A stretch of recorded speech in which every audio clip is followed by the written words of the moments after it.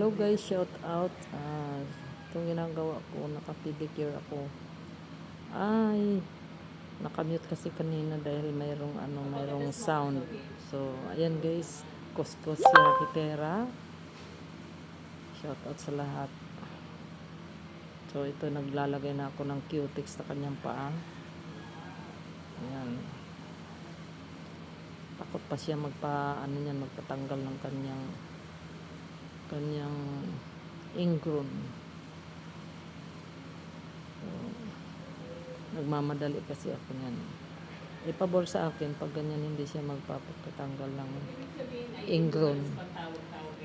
So ayan, tapos na ako guys. Continue naman ako sa kamay, mag-manicure kami. Nilamok pa ako. May lamok sa kanila. Kaya ayun, nagkakamot ako ng aking braso. Ayan, nagbayad na siya. Kasi nanghihingi ng yung kanyang anak, kanina nakita niyo. Gusto niya na ilibre siya sa manicure. Kaya ang ginawa niya, binigyan na niya ang kanyang pera. Nagbayad na siya. So ayan ang inyong Rakitera. Kumain muna ng candy. So ayan, continue sa pag-apply ng cutex.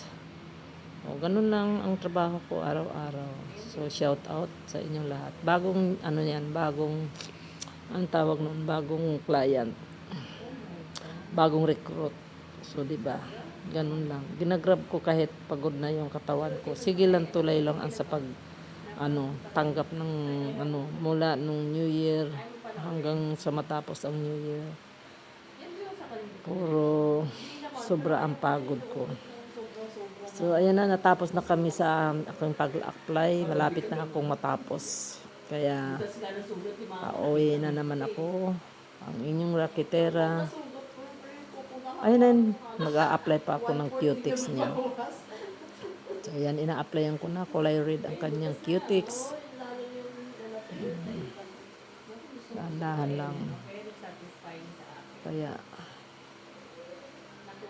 ayun. Tinanggalan ko ng dahil meron siyang excess na cutex. Kaya, ganun lang ang trabaho. Kasi may naghihintay pa ng client ko yan. Inabot na ako ng gabi niyan. So, mayroong naghihintay sa akin pa ng client. Another day. So, nag-iingay yung mga ko dito. Ano ba yung dumikin sa Tagalog? Ha? Lugitin. Ano? Yung... Sungkitin. Hindi. Iba yung sungkit Mataas yun Sungkit nga. Ate Angie, nanonood pa. Oo. Ayaw ko ng ganyan. Ayaw mo ng ganyan. Oo. Ang trabaho mo. Kawawa, parang naaawa ako sa Tsaka wala na ako. Bakit? Bakit pinaawa? Masakit kaya pag nasugat. Hindi nga nasusugat. Magatinan mo, Oo, alam ko yan. Ganito, gusto ko gawin sa akin, Ate Angie. Ganyan nga ginagawa ko. Nakikita mo daming laman.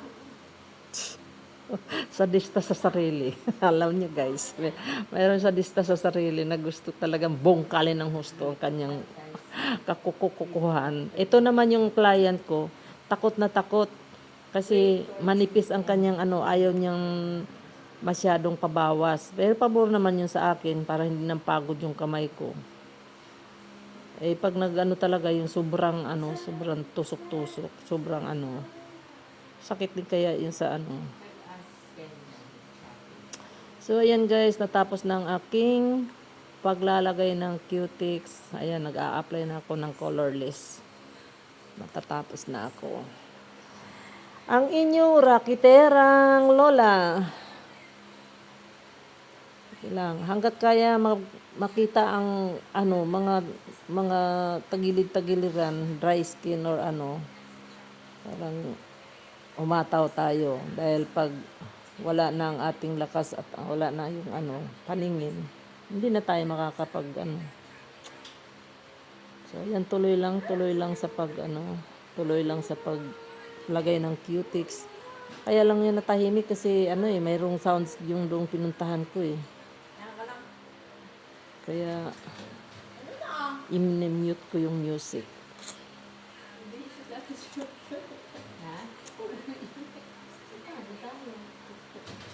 Bakit? Hindi, magkano pa yan?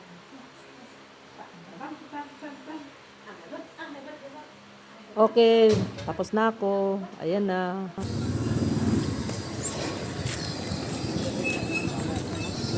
Ayan na guys, uwi na ako. Tapos na yung home service ko. Maraming salamat sa inyong panonood. Uwi na si Bitisyan. Meron naman ako pupuntahan ng ibang client. At silang ano na ako, napapagod na rin ako.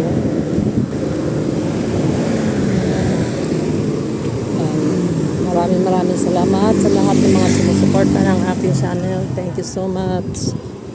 God bless everyone. Bye bye guys. Pauwi na ako. Pagod na ako.